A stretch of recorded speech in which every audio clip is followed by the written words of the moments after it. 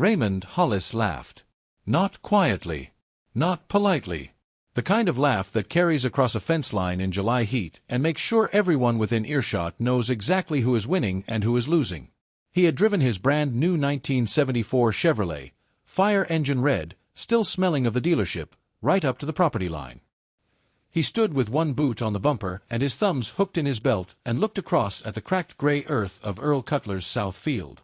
"Well, Earl," he said, loud enough to carry, "looks like God himself has given up on you." Earl Cutler stood on his side of the fence. He said nothing. His well had run dry 4 days ago. Not slowly. Not with warning. One morning it was giving water. The next morning it was pulling air. 63 acres of soybeans in the ground. Planted in May. 9 weeks from harvest. And no water to carry them through the driest July the county had seen since 1958. Earl was 61 years old. He had farmed this land for 38 years. His wife had died in 1969.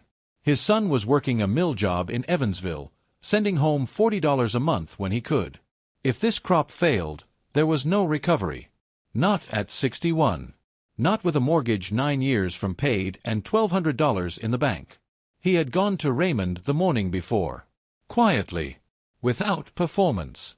Asked to purchase water access from Raymond's deep north well, the one drilled to 140 feet, producing strong since 1962. Not borrow. But whatever Raymond thought was fair. Raymond had smiled first.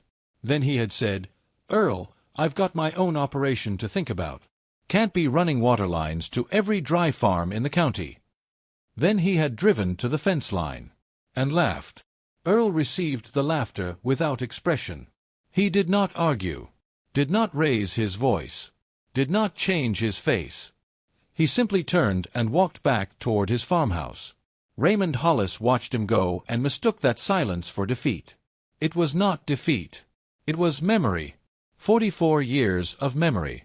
And what Earl Cutler was carrying inside him, what Raymond Hollis knew nothing about, was about to save his farm, his crop, and eventually his neighbor too. But Raymond wouldn't understand any of that for another 9 years. The soybeans had 1 week left before the damage became irreversible. Earl sat down at his kitchen table.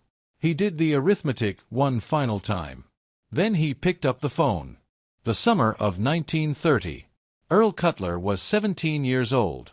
The drought that came through that county that summer was worse than anything the older farmers could remember.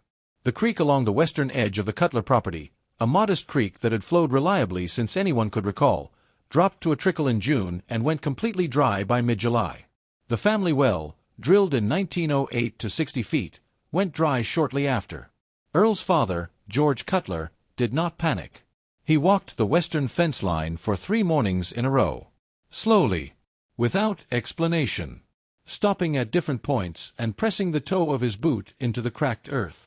Crouching to pick up soil and feel its weight and smell it. On the 4th morning he took Earl with him. They walked the full length of the old creek bed together. George moved slowly. Earl watched him the way a young man watches someone he knows is worth watching.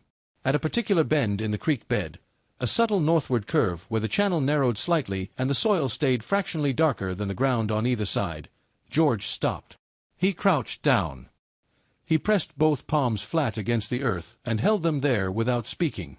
Earl stood beside him and waited. Nearly 2 full minutes passed. Then George looked up at his son and said, "Earl, the water doesn't disappear. It just goes somewhere else. Your job is to figure out where it went." He explained it in the plain language of a man who learned through observation rather than instruction. The creek was dry on the surface. But the channel it had carved over centuries did not cease to exist because the surface water had stopped flowing. Underground, following the same geometry, water was still moving. Just deeper than it used to be. The land remembered every channel that had ever run through it. Water moving through porous gravel and fractured stone far below the surface followed those ancient shapes, because the shapes were easier than any alternative. George showed Earl how to read the signs. Where frost lingered longest in March along the creek bed's path, the cold from below was nearest the surface. Where soil stayed darkest longest after a rain, moisture from depth was wicking upward. Where a bend in a dry channel tightened and narrowed, underground flow slowed and collected. Built pressure. Concentrated in a smaller space. At that bend on the western edge of the Cutler property, all three signs were present. George drilled a new well that summer. 95 feet down. He hit water that came up cold and fast and strong. 17 gallons per minute. Steady and consistent. Phil Denton's father, who had done the drilling, said it was the best yield he had seen in 20 years of well work in that county. That well carried the Cutler farm through the rest of the 1930 drought and every dry summer that followed. On the day the water came up, George sat beside his son on the running board of the drilling truck. He said, "The men who survived the dry years are not the ones with the most money or the biggest equipment. They are the ones who understood the land before the drought started. When the crisis comes, it is too late to start learning. The knowledge has to already be inside you." Earl had carried those words for 44 years. Every spring of his adult life, he walked the western fence line. Pressed his boot into the soil at the bend in the old creek bed. Checked the frost patterns every March. Checked the soil darkness after every spring rain. Pressed his palms to the ground at that bend every year. Not because the well was failing. Not because he needed anything. But because his father had shown him that knowledge unused goes cold. And cold knowledge fails you when you need it most. He had known what was underneath his land for 20 years before his well ever went dry. He had known it when he walked across the fence line and asked Raymond Hollis for water. He had gone to Raymond first because purchasing access to an existing well was faster and cheaper than drilling a new one. Because Raymond was his neighbor. Because it seemed worth asking. Raymond had laughed. And now Earl sat at his kitchen table in the July heat with $1,200 in the bank, a dying crop in the field, and 44 years of his father's teaching settled quietly inside him. He picked up the phone. He called the Denton brothers. Phil Denton arrived on July 26th. His cable tool drilling rig mounted on a 1966 International truck. Loud, methodical, patient, driving steel into the ground one careful blow at a time. He walked the site when he arrived. Looked at the location Earl had marked. Out along the western fence line. At the bend in the old dry creek bed. 400 feet from the barn. Most people drill closer to the barn, Phil said. My father drilled here in 1930, Earl said. Different well. Same water. He taught me what's underneath this spot. I've been checking it every spring for 20 years. I know what's down there. Phil studied him for a moment. Then he studied the ground. He crouched and pressed his own hand against the earth, not with the learned deliberateness of Earl's gesture, but with the professional instinct of a man who had drilled 1,000 wells and developed his own relationship with what the ground communicates. He stood up. He looked at the topography of the creek bed, the slight darkness of the soil, the way the land curved at that particular point. "All right," he said. He set up the rig. The first day they went down 40 feet through clay. Nothing encouraging. 50. 60. The clay gave way to sandstone. The sandstone gave way to a mixed layer that Phil said was transitional. Not a good sign, he said. But not a bad one. Earl sat on a fence post nearby and watched without expression. Some neighboring farmers had heard what was happening. They came and stood at the edge of the field and watched, not unkindly, but with the honest skepticism of men who had seen dry holes before. Raymond Hollis drove past on the county road in the late afternoon. He slowed. He did not stop. On the morning of the second day, at 62 feet, Phil Denton's lead driller identified a gravel layer. Phil came over and looked at the cuttings coming up. Water-bearing gravel, he said. The kind that exists in channels. The kind that connects to something larger below. He looked at Earl. We might have something, he said. Earl said nothing. At 91 feet, the drill broke through into open water. Not a trickle. Not a seep. Water that came up fast and cold and clean. The kind of cold that means it has traveled a very long distance underground through deep gravel and has not seen sunlight in decades. The kind of cold that means it is connected to something large and old and reliable. Phil had the pump test running within the hour. They let it run for 2 full hours to get a stable number. 18 gallons per minute. Steady. Consistent. showing no sign of dropping across the full 2 hours of testing. Phil pulled his cap off. He looked at the numbers written in his log. Then he looked at Earl sitting on the fence post. "You said your father found this in 1930, Phil said. 17 gallons per minute, Earl said. From 95 feet. He said it would still be here." Phil shook his head with the slow admiration of a craftsman encountering excellent prior work. "He was right," Phil said. "And so were you." Earl looked at the water coming up out of his ground. Cold, clean, strong. He thought about his father sitting on a running board in the summer of 1930. The knowledge has to already be inside you. He thought about 44 years of spring mornings walking the fence line. He thought about Raymond Hollis at the fence with his boot on the bumper of a new red truck. He did not feel triumphant. He felt something quieter and more permanent than triumph. He felt that his father had been right about everything that mattered. The well cost $870. Earl had $330 remaining, more than he had expected to keep. Within 3 days the pump was installed and the irrigation lines were running across the south field. Within a week the soybeans had begun to respond visibly. The curled leaves flattened. The pale color deepened back toward green. First at the base of the plants. Then up the stems. Then spreading outward into the canopy. It was still July. The plants had 10 weeks to finish. They were going to finish. Raymond Hollis watched from across the fence line. He said nothing. The story moved through the county at the speed that important stories always move in farm communities. Through the co-op on a Wednesday. Through the grain elevator parking lot on a Thursday.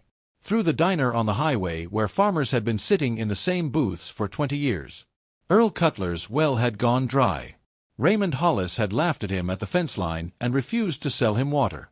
And Earl had walked his own land, read it the way his father had taught him 44 years ago, marked a spot 400 feet from his barn at the bend in an old dry creek bed, and hit 18 gallons per minute at 91 feet in the driest July since 1958. The part people kept coming back to was not the water yield. It was the knowledge that a man had walked his fence line every spring for 20 years, keeping his dead father's lesson alive in his hands and his feet and his attention, so that when the crisis finally arrived, he already had the answer waiting inside him. Gerald Atkins said he wished he had listened more carefully to his own father. Walt Petton at the co-op said it was the most purely farming thing he had ever heard. Phil Denton told it to every customer he had for the following 2 months and never once embellished it. Because the plain version was already more than enough. Earl heard none of this directly. He was in his fields. His soybeans came in that fall at 37 bushels per acre, below his best years but solidly above the county average for 1974. Given everything that had happened, that was a result that approached the remarkable. He sold at $6.20 per bushel, covered his mortgage payment, covered all his input costs, and put something back in the account. His farm had not merely survived. It had produced. In the middle of the worst drought in 16 years. Because a man had pressed his palms to the ground in 1930 and explained to his 17-year-old son that the water does not disappear. 9 years passed. The summer of 1983 was dry again. Earl's well gave 18 gallons per minute through all of it without complaint, the same yield it had given in 1974, in 1976, in 1980 when 3 neighboring operations were hauling water by truck at ruinous expense. Raymond Hollis was having a different summer. His 3 wells, the Deep North well at 140 feet, the 2 South Field wells from the mid-1960s, had been showing pressure loss since 1979. He had spent over $2,000 deepening one of them. It had helped for a season. By 1982 the North well itself was dropping. Raymond had brought in a hydrogeologist from Indianapolis. The man ran his tests, studied his geological survey maps, and sat at Raymond's kitchen table. "The North well is drawing from a perched water table," the man said. "A layer held above an impermeable clay shelf, reliable in average rainfall years, but isolated from the deeper regional aquifer. 20 years of heavy irrigation across 400 acres has drawn it down." He paused. "At current usage you have perhaps 2 years of reliable production remaining." Raymond brought in a second man from Evansville. Same conclusion. Different phrasing. 3 drilling companies evaluated his property. All three told him the surface geology did not favor the kind of deep aquifer access he needed. His corn was visibly stressed by midsummer. His soybean yields had dropped nearly 20% from his 5-year average. He had heard Earl's story many times across those 9 years. Every version included the detail about the father, about the drought of 1930, about the spring mornings walking the fence line. Each time he had told himself privately that it was favorable geology, that any drilling company working that area would have found the same water with standard survey methods. He had told himself this and said nothing of it to anyone, because saying it out loud would have required him to explain what he had said at the fence line in July of 1974. And there was no version of that explanation that made him look like someone worth listening to. On a morning in late August of 1983, Raymond drove down the county road and turned into Earl Cutler's lane. Earl came out of his equipment shed and stood in the shade of the doorway and watched Raymond walk across the yard. Raymond walked with his hands at his sides and his eyes on the ground for the first several steps. When he looked up, his face had the expression of a man who has rehearsed what he is about to say many times across many nights and has finally stopped finding reasons to postpone it. "Earl," he said, "my wells are failing. I've had 2 hydrogeologists and 3 drilling companies on my property, and not one of them has given me a path forward." He stopped. "I know what I said at the fence in '74. I know how I said it." Another pause. "I've known for a long time that I was wrong to say it." He looked at Earl directly. "I'm asking for your help." Earl let the words settle. Not to make Raymond uncomfortable. Not to collect anything that felt like satisfaction. But because some things deserve a moment of stillness before they are answered. Then he said, "Come inside. I'll make some coffee." They sat at the kitchen table. Raymond laid the situation out plainly: the pressure drop, the hydrogeologist reports, the drilling estimates, the yield losses compounding across 2 seasons. Earl listened to all of it without interrupting. When Raymond finished, the kitchen was quiet. Earl said, "Walk your northeastern corner with me. The part where the ground drops slightly toward the old fence row." Raymond looked at him. "That's 400 yards from any of my existing wells." "I know where it is," Earl said. "I've looked at your land from my fence line for 30 years. There's a feature in that corner that most people would walk past without noticing. A slight depression that runs roughly north to south. Not much, maybe 18 inches of relief across 100 yards. But it's there." He paused. "My father taught me that surface depressions like that one are often the surface expression of ancient drainage channels. Old channels dry for a century at the surface, but sitting on top of deep geology that still carries water. The water follows the ancient geometry because the geometry is still there. 100 feet down. 200 feet down. As solid and real as the day it was carved." Raymond was quiet. Then he said, "Your father taught you that?" "In the summer of 1930, Earl said. "I was 17. He looked at Raymond with the steady gaze of a man who has long since made his peace with the full story. "I knew what was under my land before my well ever went dry. I came to you first in '74 because buying access to your well was faster and cheaper than drilling my own, and because you were my neighbor, and it seemed worth asking." Raymond received that without looking away. "I'm sorry, Earl," he said, "for what I said. For the way I laughed." Earl nodded once. "I know you are," he said. "Let's go look at your land." They drove to Raymond's northeastern corner that afternoon. Earl moved along the barely perceptible depression in the topography.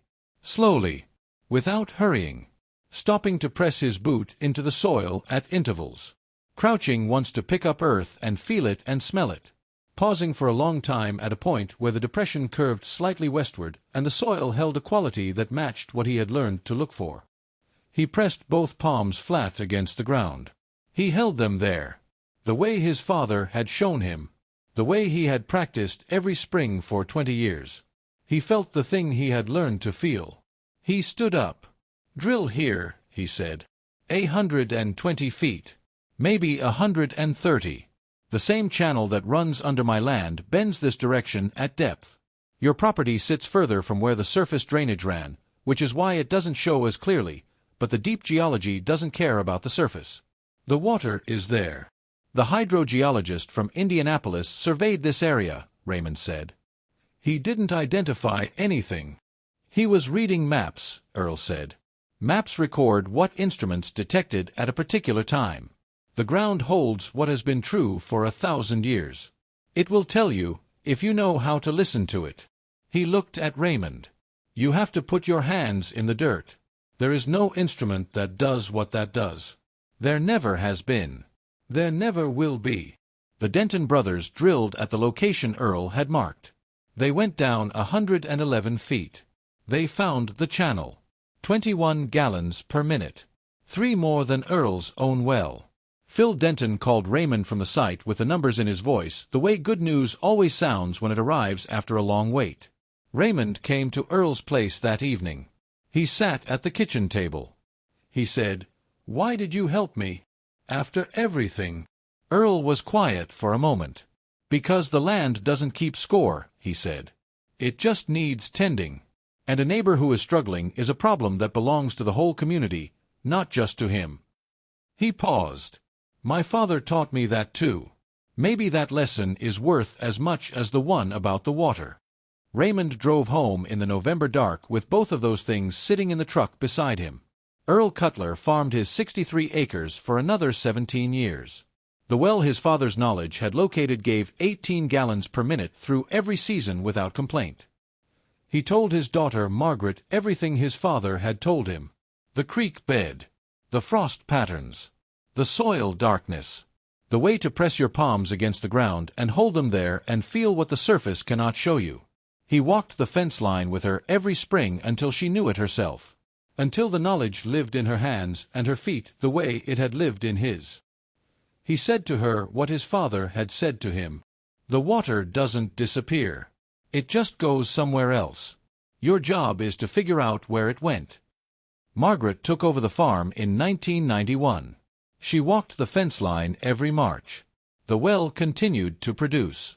The land continued to answer the questions asked of it by people who had learned its language.